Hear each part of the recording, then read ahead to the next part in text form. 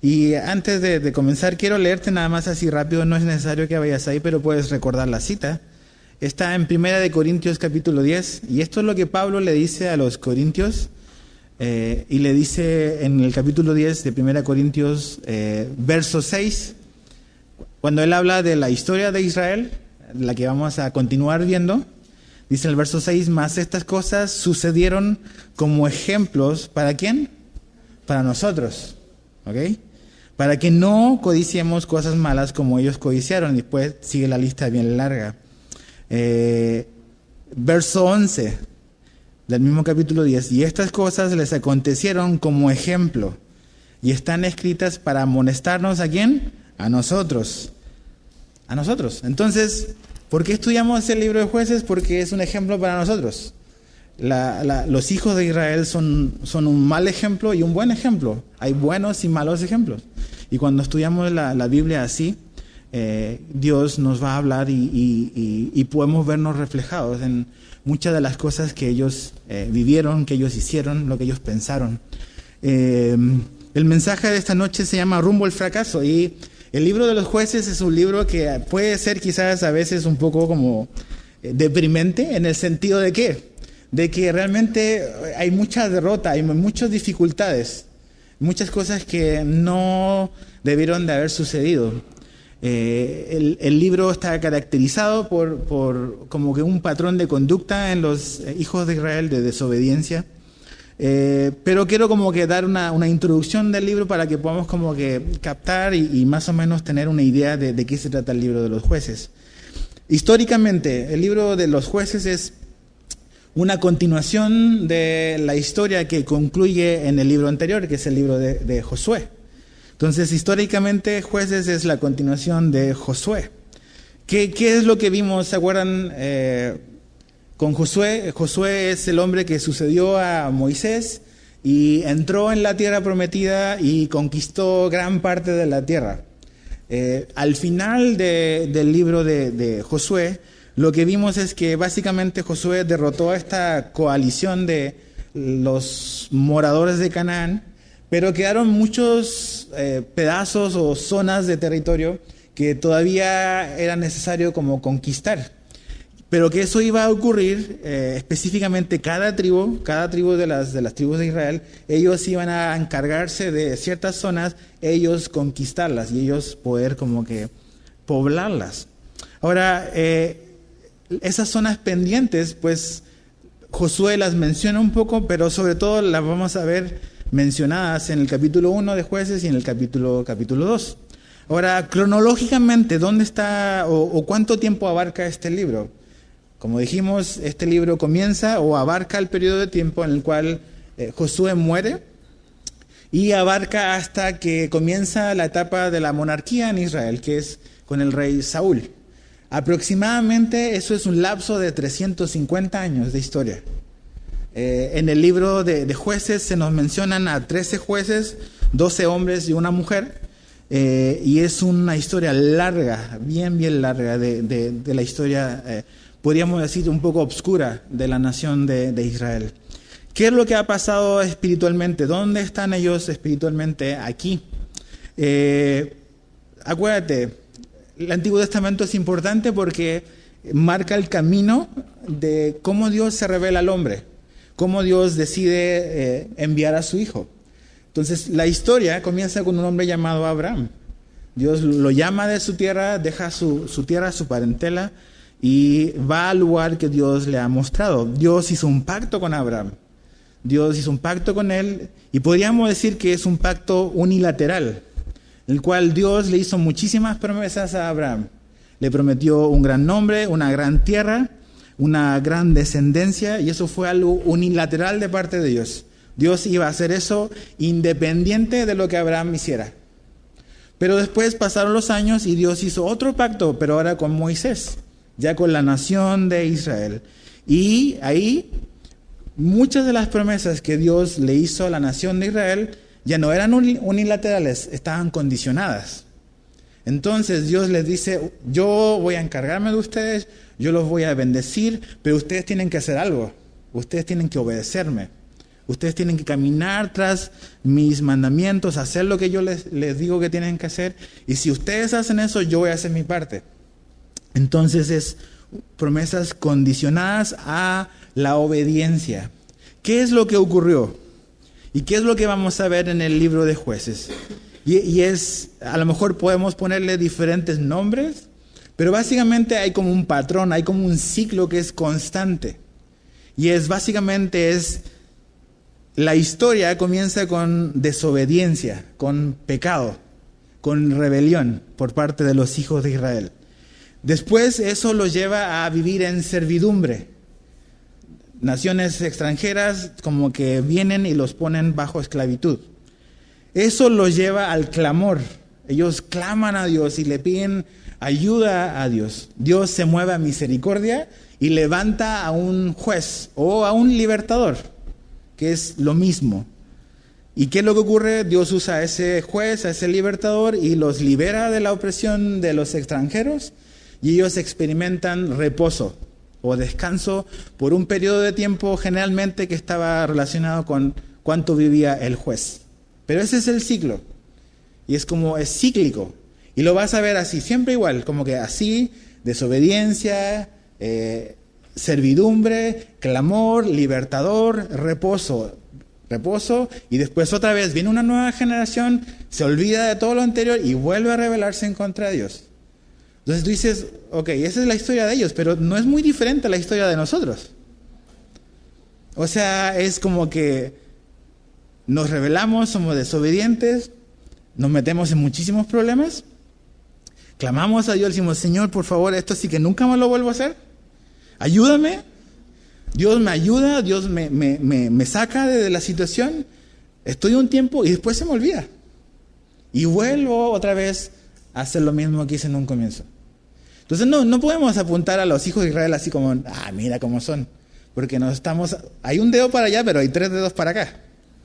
Entonces, cuando vemos su historia, vemos lo que ellos hicieron, realmente nos podemos ver reflejado mucho a nosotros.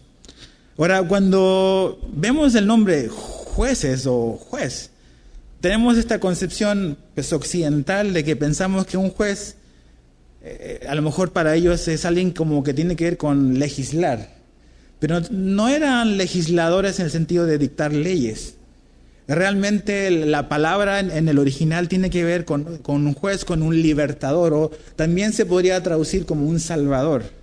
Entonces estos hombres, estos jueces, estas personas, eran personas que fueron levantadas por Dios en una época de emergencia nacional como instrumentos para liberar a los hijos de Israel de estos invasores o esta gente que los estaba como que oprimiendo desde el extranjero.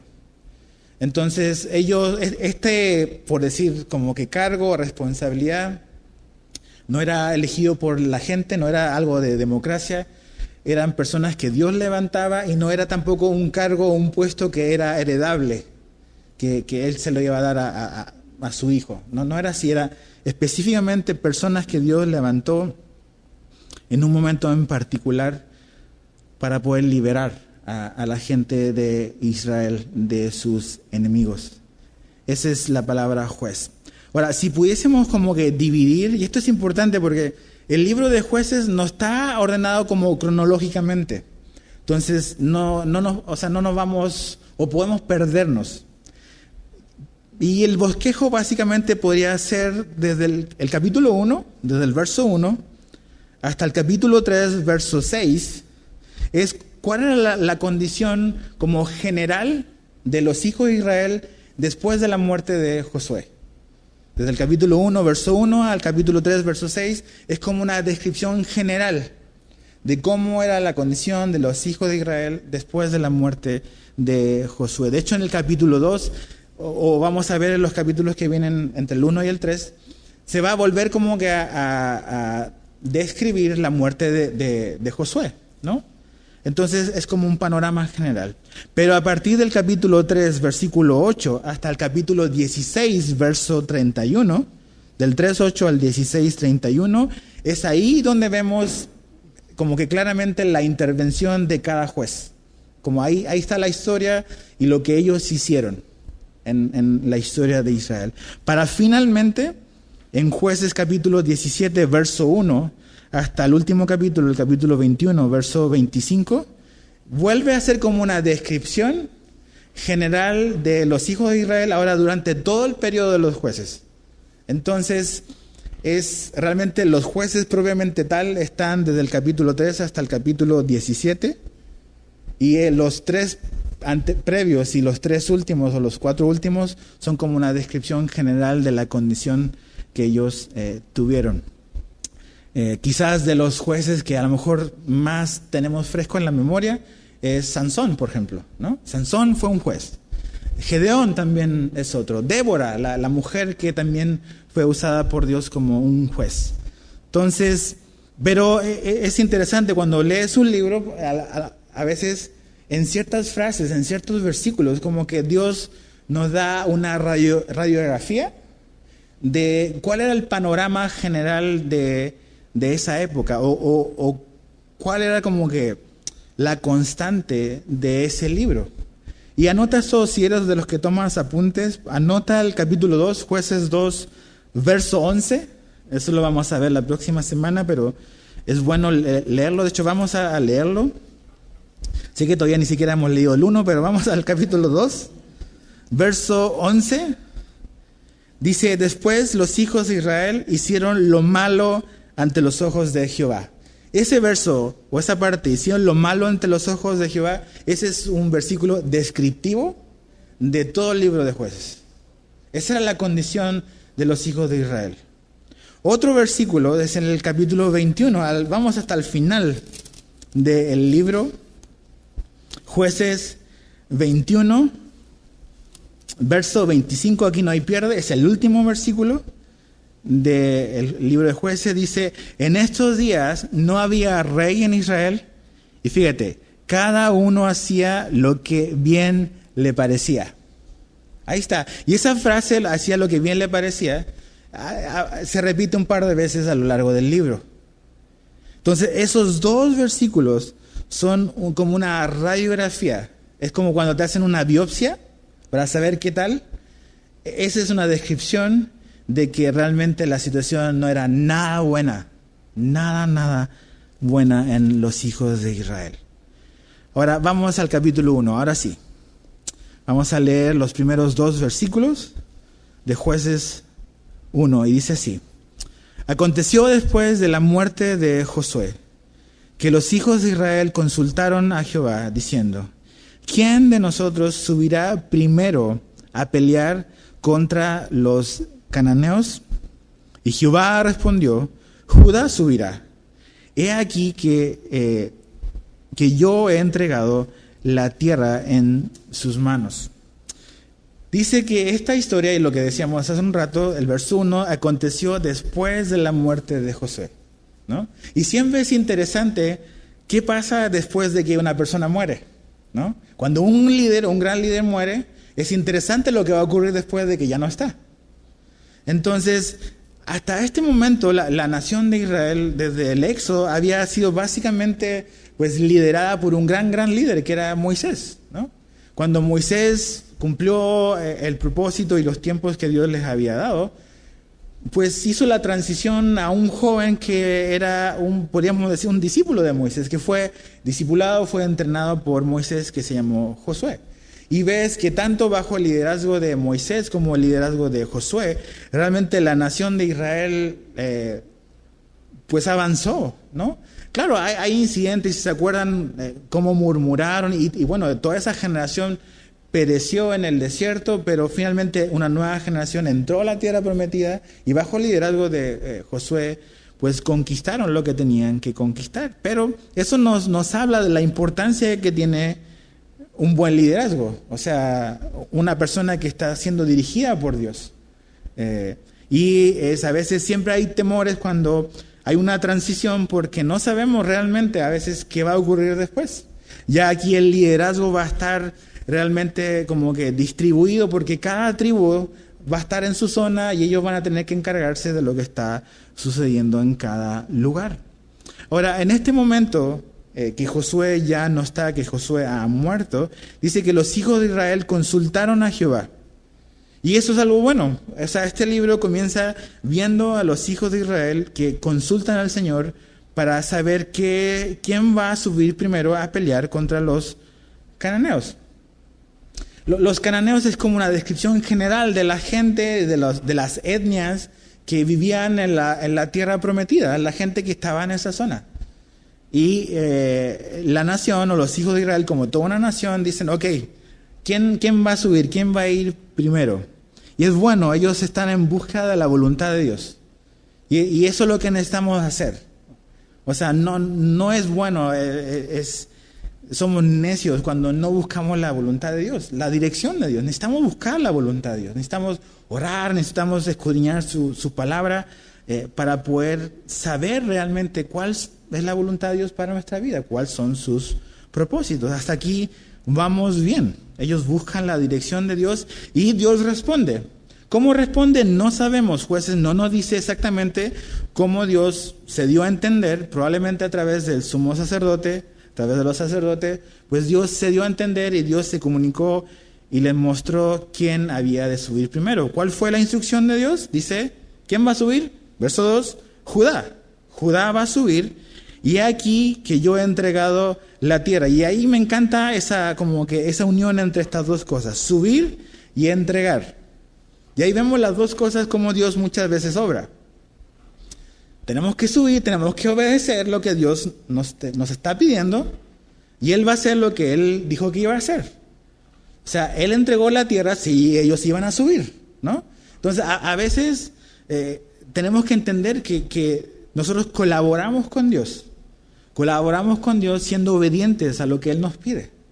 No podemos esperar que nada más Dios haga todo. Él hace muchísimas cosas, pero hay ciertas cosas a las cuales Dios pide nuestra colaboración y quiere que demostremos nuestra fe a través de nuestra obediencia, confiando y haciendo lo que Él nos ha pedido que hagamos. Entonces la fe y la obediencia van de la mano. Entonces, ustedes van a subir y yo les voy a entregar en sus manos lo que yo les dije que le iba a entregar. Ahora, fíjate el verso 3. Y Judá dijo a Simeón, su hermano, sube conmigo al territorio que se me ha adjudicado y peleemos contra el cananeo, y yo también iré contigo al tuyo. Y Simeón fue con él. Entonces aquí podría verse muy sutil, pero aquí ya empezamos a ver como que un patrón y una conducta que está equivocada. ¿Por qué? Porque ¿quién dijo Dios que tenía que subir? Judá, ¿verdad? ¿Y qué es lo que hace Judá? Le dice a su hermano, pues vente tú también conmigo. Ahora, estos Judá y Simeón eran hermanos del mismo padre y la misma madre. Acuérdate que Jacob o Israel tuvo hijos con mujeres diferentes.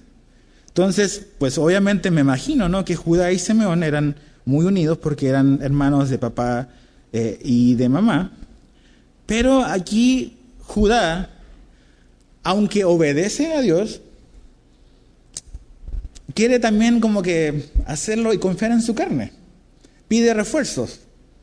Y le dice a Simeón, oye, pues eres mi carnal. Pues vente conmigo y échame la mano, ¿no? Porque sí, Dios me dijo que tenía que subir, pero pues ven conmigo, ¿no? Y aquí comenzamos a ver estas cosas, que muchas veces Dios nos habla, en el sentido, nos habla por medio de su palabra.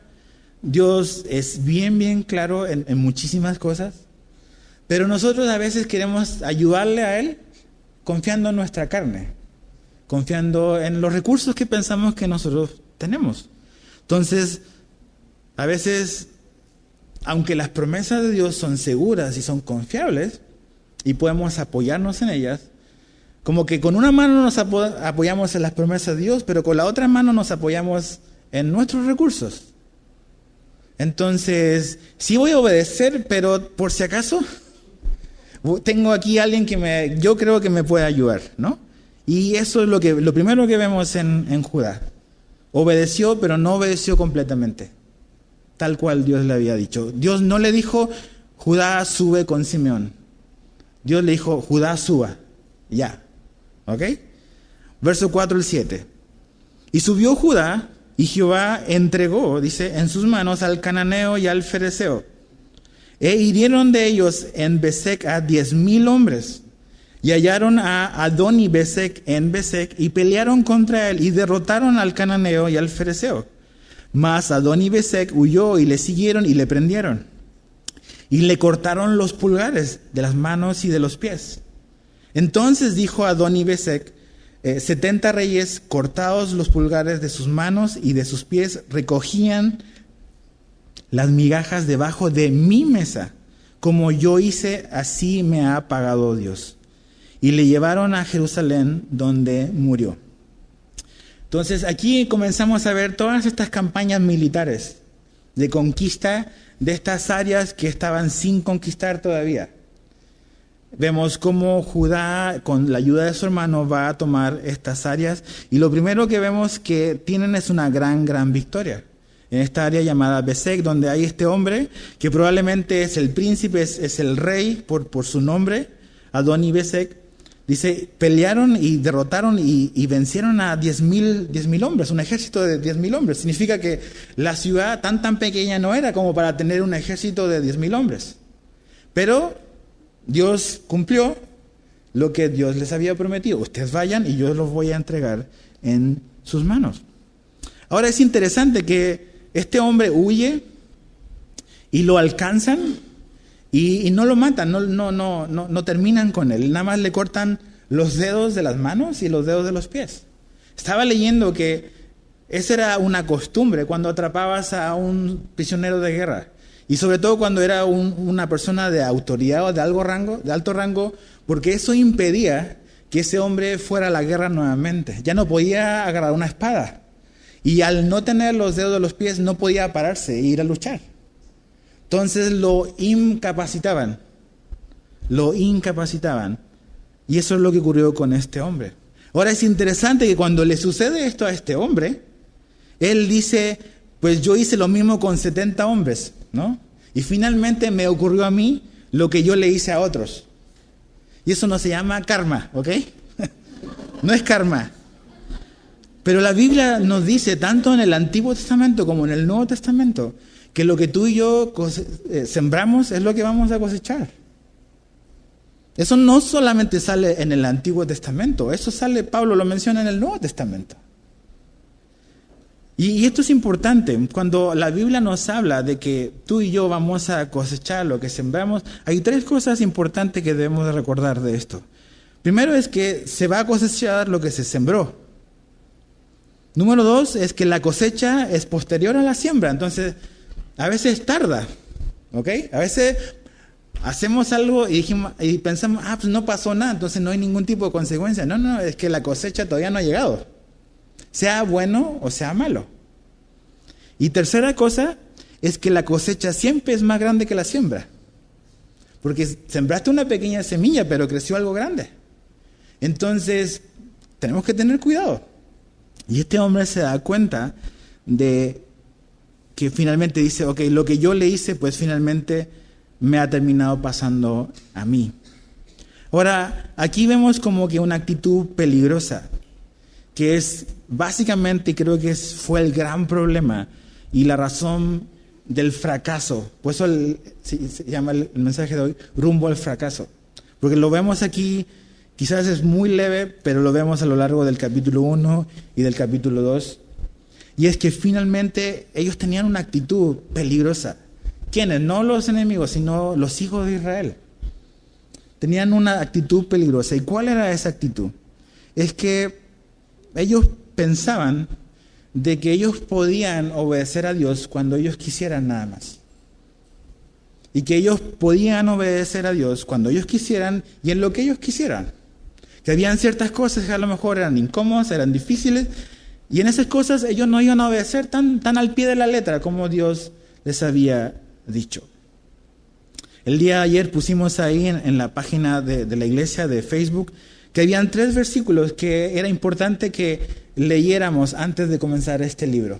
Y si a lo mejor no lo leíste, te los doy como referencias para que los leas esta noche.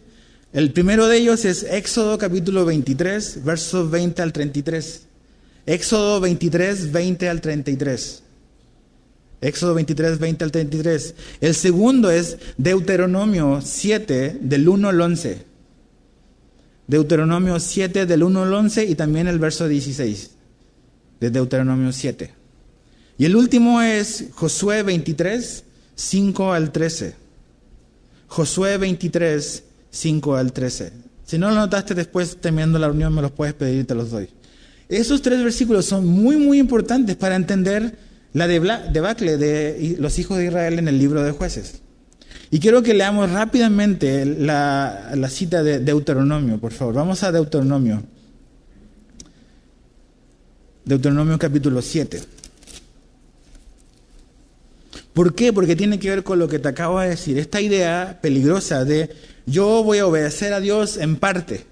Yo voy a obedecer a Dios en lo que me conviene. Yo voy a obedecer a Dios en lo que no me incomoda, en lo que no implica un sacrificio. Pero mira lo que Dios le dijo a los hijos de Israel. Deuteronomio 7, del 1 al 5 vamos a leer nada más. Dice, cuando Jehová tu Dios te haya introducido a la tierra en la cual entrarás para tomarla, y hayas echado, y esa palabra subráyala, porque la vamos a ver mucho en el capítulo 1, y hayas echado delante de ti a muchas naciones, al Eteo, al Gergeseo, al Amorreo, al Cananeo, al Fereceo, al Leveo y al Jebuseo, dice, 7 naciones mayores y más poderosas que tú, y Jehová tu Dios las haya entregado delante de ti y las hayas derrotado, las destruirás, ¿qué dice ahí? Parcialmente, no, del todo. No harás con ellas alianza, ni tendrás de ellas misericordia. Y no emparentarás con ellas, no darás tu hija a su hijo, ni tomarás a su hija para tu hijo. ¿Por qué? Y Dios da la razón por qué. Porque desviará a tu hijo en pos de mí, y servirán a dioses ajenos. Y el furor de Jehová se encenderá sobre vosotros y te destruirá pronto. Dice, mas así habéis de hacer con ellos. Sus altares destruiréis y quebraréis sus estatuas y destruiréis sus imágenes de acera y quemaréis sus esculturas en el fuego. Entonces, la instrucción de Dios es muy, muy clara. Ustedes van a ir ahí y tienen que eliminar absolutamente todo. Dices, y cuando estudiamos ese libro, y acuérdate, dices, wow, eso está muy fuerte. Cuando Dios, en Génesis, me parece que es 15 o 16, ahorita se me fue la cita. Cuando Dios le dice a Abraham lo que Dios va a hacer con él, Dios le anticipó los 400 años de esclavitud que la nación de Israel va a pasar en Egipto. Le dice, yo te voy a formar, una nación va a surgir, pero vas a estar 400 años en Egipto, vas a estar como esclavo. Y Dios le dice, básicamente porque la maldad del amorreo, dice, todavía no ha llegado a la cúspide. Y el amorreo son todas estas naciones que están en la tierra de Canaán. Entonces, esto es muy, muy importante entenderlo, porque a veces podemos equivocarnos y decir, Dios es un Dios injusto, que mira cómo hace que... No, Dios va a usar a los hijos de Israel para juzgar al amorreo. Dios fue paciente con el amorreo 400 años, 4 siglos. Pero los amorreos, ¿sabes lo que hacían los amorreos? Quemaban a sus hijos vivos. O sea, era una cultura y eran naciones perversas. Pero Dios fue paciente con ellos 400 años. Entonces Dios le dice a Abraham, todavía no ha subido la maldad de ellos hasta el límite, pero ustedes van a ir ahí un día, ¿no? Entonces, cuando los hijos de Israel van a esta tierra, Dios le dice, cuando ustedes vayan ahí, yo los voy a usar a ustedes como un instrumento de hacer justicia en esa cultura perversa. Y la instrucción es, hay que borrar, hay que eliminar. ¿Qué es lo que pasa aquí con los hijos de Israel, con este hombre? Lo incapacitaron, mas no lo eliminaron. Entonces ahí comienza sutilmente algo que a veces ocurre con nosotros. Es que obedecemos parcialmente. Y obediencia parcial es desobediencia. Es desobediencia. No, yo no puedo obedecer a Dios en lo que me conviene, en lo que quiero, en lo que es cómodo para mí. Dios pide que obedezcamos en todo. Entonces, ahora dices, ¿qué tiene que ver eso conmigo? Okay, nosotros no andamos matando gente, Dios no nos llama a eso. ¿Ok? Pero tú y yo, como cristianos, ahora tenemos una lucha con algo muy real, que se llama nuestra carne. Nuestra carne son nuestros deseos caídos, que habitan y que viven en nuestro ser. Y a pesar de que Dios nos ha dado una nueva naturaleza, nuestro espíritu ha vivido, ¿no? Sigue habiendo un conflicto con nuestra carne. Y esa guerra va a durar hasta que Cristo nos lleve. Pero tú y yo no podemos ser pasivos con nuestra carne. Tú y yo no luchamos por un pedazo de territorio, no rodeamos un muro para que los muros caigan, ¿ok? Pero tú y yo sí tenemos una lucha, y el Nuevo Testamento sí nos dice que tenemos una lucha con nuestra carne contra el pecado. Y tú y yo no podemos deshabilitar la carne, tenemos que hacerla morir. Tenemos que hacerla morir. ¿No me crees? Vamos a Colosenses 3. Colosenses 3, porque a veces pensamos, no, Jesús lo hace todo, Él lo hace todo. Sí, Él hace mucho. Pero también aquí lo que yo decía hace un rato, o sea, ve, haz tu parte y yo voy a hacer lo que me corresponde, dice Dios. Pero ve y tú haz tu parte, cumple tu parte. Colosenses capítulo 3, versos 5 hasta el 8. ¿Ya estás ahí? Colosenses 3, 5 al 8. Dice, haced morir. ¿Ok? ¿De quién es esa responsabilidad? ¿De quién? De nosotros, ¿verdad? O sea, ¿a quién le está hablando Pablo? A los colosenses. Verso 5, haced morir, pues, lo terrenal en vosotros. Fornicación, impureza, pasiones desordenadas, malos deseos y avaricia, que es idolatría, cosas por las cuales la ira de Dios viene sobre los hijos de desobediencia. Okay, Dios no está indiferente con estas cosas, en las cuales vosotros también anduvisteis en otro tiempo, cuando vivíais en ellas. Pero ahora, fíjate el verso 8, dejad, otra palabra, hacer morir, dejar. Dejad también vosotros todas estas cosas, ira, enojo, malicia, blasfemia, palabras deshonestas de vuestra boca. Y el comienzo del verso 9, no mintáis. Entonces, aquí Pablo nos dice que hay cosas que tú y yo debemos hacer. Todo no lo hace Jesús y como que, mi hijo, usted no haga nada, simplemente mire. No, sí, Jesús hizo mucho y lo hizo casi todo.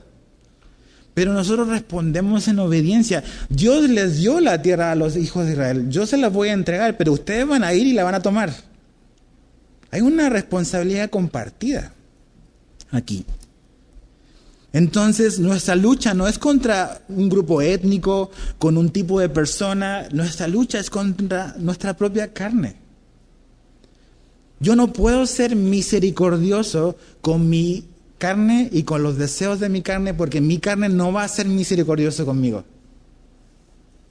O yo, como una persona escribió una vez, o yo pongo a morir al pecado, o el pecado me va a poner a morir a mí. Entonces,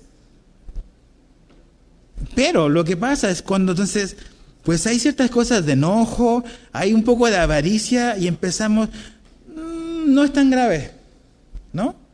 Total, aquí estoy obedeciendo en esto otro. Pero tienes un corazón avaro. Y tienes amor al dinero. O tengo amor al dinero. Y dice, no, pero estoy obedeciendo en esto otro. Estoy haciendo exactamente lo mismo que hacían los hijos de Israel. Obedezco a Dios en lo que me conviene. Y en lo que me acomoda y lo que me gusta, ahí no obedezco. Aguas. Mucho, mucho cuidado. O sea, eso no le funcionó a los hijos de Israel, no nos va a funcionar a nosotros. No podemos engañar a Dios. No lo podemos engañar. Entonces tenemos que deshacernos de esa actitud peligrosa que vemos aquí. ¿Ok? Verso 8. Y combatieron los hijos de Judá a Jerusalén y la tomaron. Y pasaron a sus habitantes a filo de espada y pusieron fuego a la ciudad. ¿Ok? O sea, van y luchan y derrotan a Jerusalén. Pero no la toman, no la habitan. Y por muchísimas décadas y siglos, la ciudad no fue realmente habitada por los hijos de Israel hasta que David toma posesión y como que la anexa ya finalmente y se transforma en la capital del reino. Versos 9 al 10. Después los hijos de Judá descendieron para pelear contra el cananeo que habitaba en las montañas en el Negev y en los llanos. Verso 10. Y marchó Judá contra el cananeo que habitaba en Hebrón, la cual se llamaba antes Kiriat Arba, e hirieron a Sesai, a Aimán y a Talmai, nombres bien raros, ¿ok? Entonces es como una campaña militar al sur de Israel y están ahí en la lucha, ¿no? Ok, verso 11. Dice, después de allí, a los que habitaban en Debir, antes que se llamaba Kiriat Sefer. Y dijo Caleb, ¿te acuerdas del buen Caleb? Dice, el que atacare a Kiriat Sefer y la tomare, yo le daré Axa, mi hija, por mujer. Y la tomó Otoniel, y ese nombre va a aparecer porque él va a ser el primer juez. Otoniel, hijo de Cenaz, hermano mayor de Caleb. Y él le dio Axa, su hija, por mujer. Y cuando se iba, vamos a leer hasta el 15, y cuando ella se iba con él, la persuadió que pidiese a su padre un campo.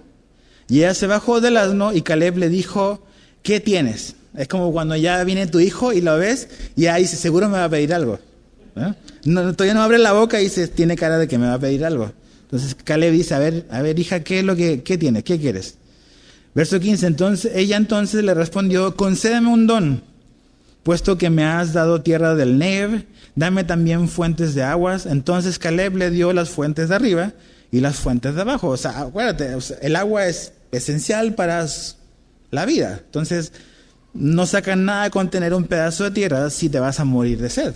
Necesitas agua. Entonces, Otoniel se casa con esta muchacha, con la hija de Caleb, y toman el pedazo de tierra que le pertenecía a Caleb. ¿Te acuerdas? La promesa que Moisés le dio a Caleb.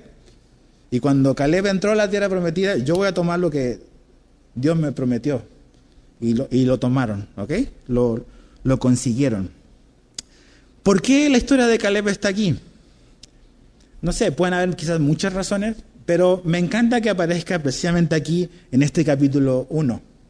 Porque el capítulo 1 es una historia que está llena de fracasos, de obediencia parcial, obediencia incompleta, desobediencia. Pero cuando vemos la vida de este hombre anciano, ya mayor, yo creo que Dios y el Espíritu Santo lo pone aquí como un ejemplo de una persona que no solamente confió en Dios, sino que obedeció y fue y tomó lo que Dios le había dado. El triunfo de Caleb no fue parcial, él fue y tomó lo que le pertenecía. Y no era un jovencito, era ya un hombre mayor, ¿no? Era un hombre mayor. Entonces, creo que Dios pone la historia de Caleb aquí en medio como un referente de que sí se podía confiar, sí se podía hacer lo que Dios había dicho que se tenía que hacer. Y muestra un botón, Caleb. Caleb fue y tomó lo que Dios le había prometido. Entonces, muchas veces podemos pensar a veces cuando una persona es obediente a Dios y nosotros no estamos obedeciendo a Dios y decimos en nuestra mente, empezamos a justificarnos y a racionalizar nuestra desobediencia. Y empezamos a decir, no, lo que pasa es que él es obediente porque pues él no ha tenido la vida dura que he tenido yo. ¿Verdad? Entonces, no, claro, él sí es obediente porque a él en la vida le ha ido re bien. Dios ha sido muy bueno con él. En cambio, yo me pasó esto en mi familia. Tú no sabes mi familia. Entonces, por eso yo he sido desobediente. Pues no. Es una excusa. Es un pretexto. Cuando Dios nos pide y nos dice, ve y haz esto, es porque Él nos va a dar lo que Él nos dijo que nos iba a dar. Y tú y yo tenemos que confiar sea, vimos la serie de por la fe, y fe es confiar en Dios y obedecer. Obedecer. Y Caleb es una muestra de eso. Verso 16 al verso 19 dice: y los hijos del Ceneo, suegro de Moisés, ¿se acuerdan del suegro Jetro de Moisés? Subieron de la ciudad de las palmeras, que es, ahí se me fue el nombre ahorita, la ciudad de las palmeras, ahorita me acuerdo, con los hijos de Judá al desierto de Judá, que está en el Negev, cerca de Arad, y fueron y habitaron con el pueblo. Verso 17, y fue Judá con su hermano Simeón, y derrotaron al cananeo que habitaba en Cefat, y la asolaron, y pusieron por nombre a la ciudad Orma. Tomó también Judá a Gaza con su territorio, Ascalón con su territorio, y Ecrón con su territorio. Vamos bien. Dice, y Jehová estaba con Judá, quien arrojó a los de las montañas. Y aquí empieza la espiral descendente también. Mas no pudo arrojar a los que habitaban, dice, en los llanos, los cuales tenían carros errados. Y si es tu Biblia la que tienes en tu mano, aquí hay una palabra que tienes que subrayar de aquí hasta el final del capítulo, que es la palabra arrojar. Y generalmente viene acompañado de no pudieron arrojar. ¿Ok? Y este es el problema. Hicieron, obedecieron, cumplieron, lograron en muchas cosas, pero en muchas otras no. No arrojaron nada los que tenían que arrojar. Por eso leímos Deuteronomio. ¿Cuál fue la instrucción de Dios? Todo fuera. Todo. Ahora, ¿qué es lo que pasó aquí? Dice que el libro de Jueces dice en el verso 19, los cuales tenían carros errados. ¿Qué eso es para nosotros hoy en día? Pues un tanque, un armamento grande. Entonces seguramente ellos al ver estos carros errados, les faltó la fe para expulsarlos. Ahora, cada vez que Dios nos habla y nos dice algo, Él lo dice porque nos conoce. O sea, nunca ninguna palabra de parte de Dios que está en este libro es una palabra al azar que no fue dicho con un propósito. Él sabe que nuestra tendencia es a tener miedo, a no tener fe, a dudar, a cuestionar. Entonces, Él siempre cuando nos habla nos dice y nos anticipa muchas cosas que tenemos que saber antes. Acompáñame a Deuteronomio y anota esta cita ahí al lado del verso 19. Es Deuteronomio 20. Deuteronomio 20. Mira lo que Dios les dice a los hijos de Israel tiempo antes. Deuteronomio 20 del verso 1 al 4. Dice, cuando salgas a la guerra contra tus enemigos, si vieres caballos y carros, dice, y un pueblo más grande que tú, sale huyendo. No dice eso. No tengas temor de ellos. ¿Por qué? Porque Jehová, tu Dios, está contigo, el cual te sacó de tierra de Egipto. Y cuando os acerquéis para combatir, se pondrá en pie el sacerdote y hablará al pueblo.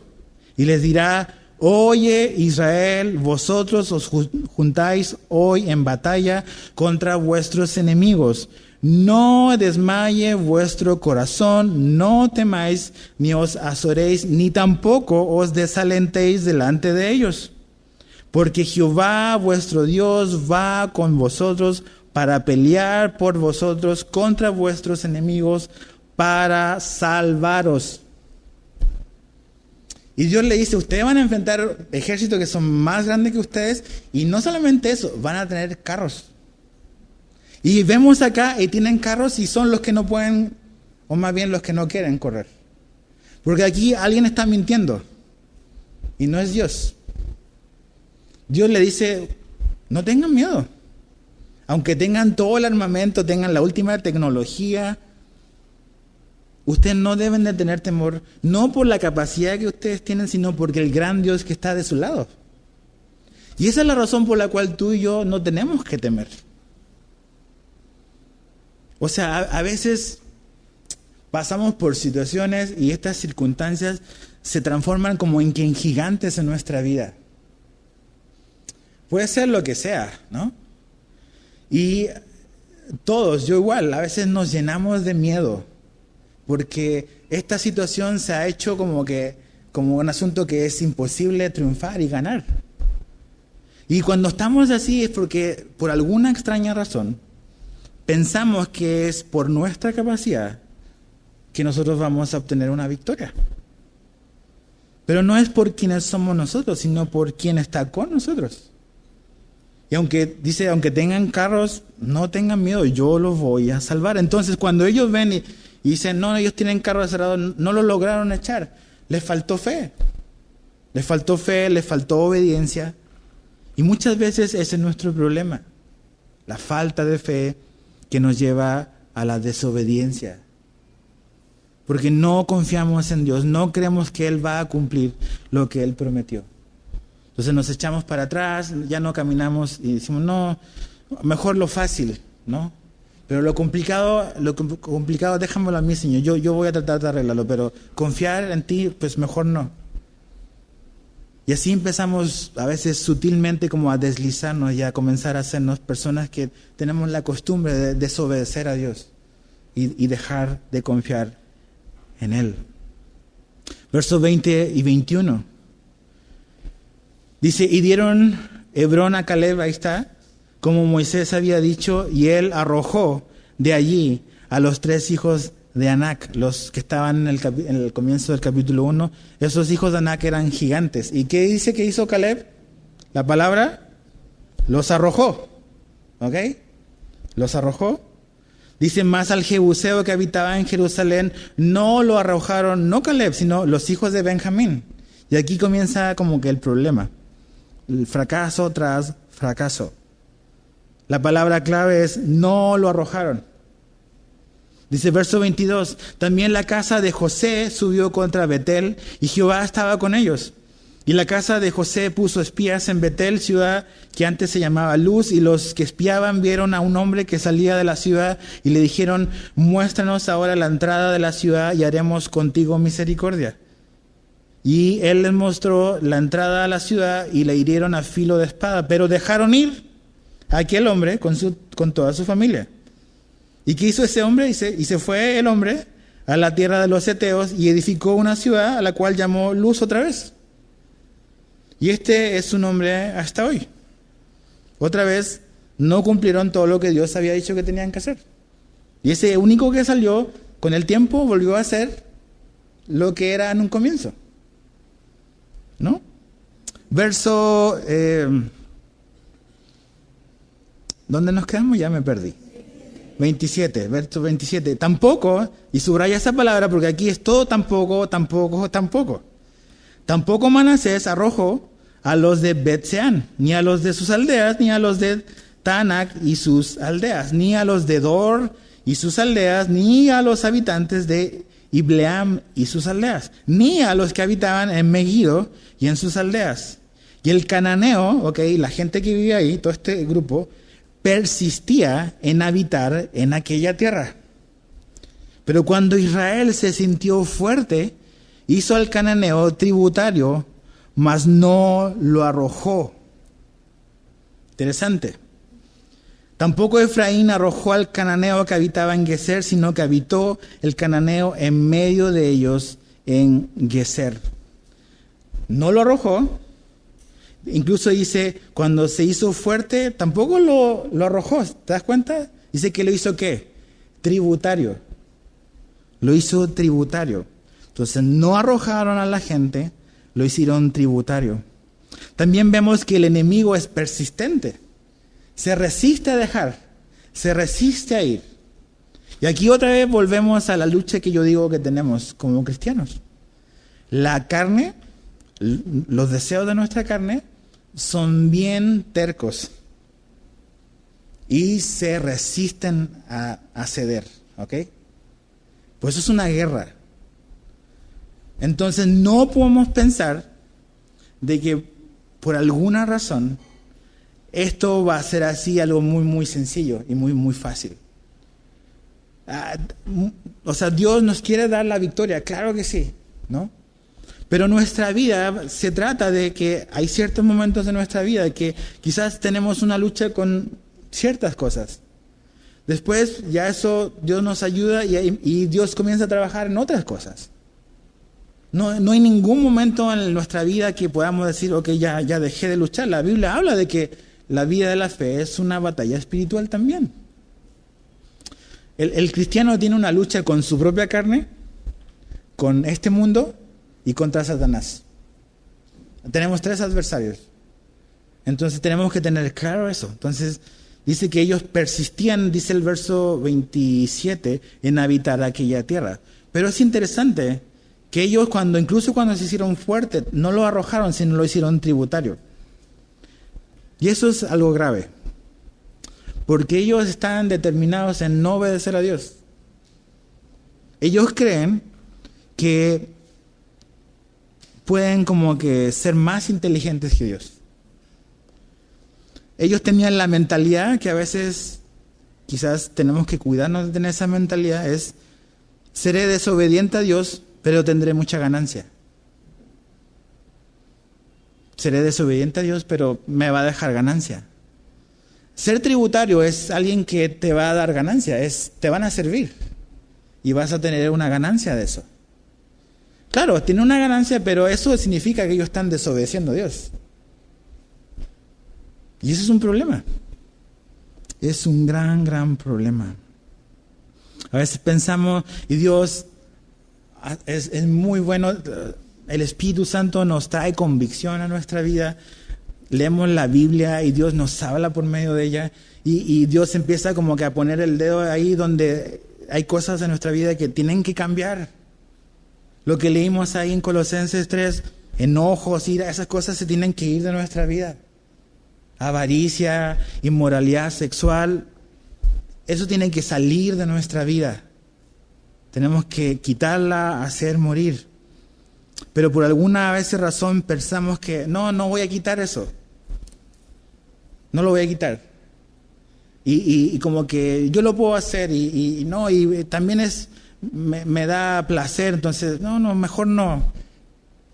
Tenemos que tener cuidado, mucho, mucho cuidado. Porque eso que a lo mejor pienso de que me está sirviendo, ¿sabes lo que va a ocurrir? Yo voy a terminar sirviendo a eso. Yo voy a terminar siendo un esclavo de eso. No puedo pensar de que yo puedo dominar a la carne y sacar provecho de eso. Si yo no hago morir la carne, como Pablo dice ahí, la carne me va a hacer morir a mí. Terminará dominándome, terminará controlando mi vida. Entonces, sí, Jesús está hecho libre y Jesús murió para darnos una vida en abundancia.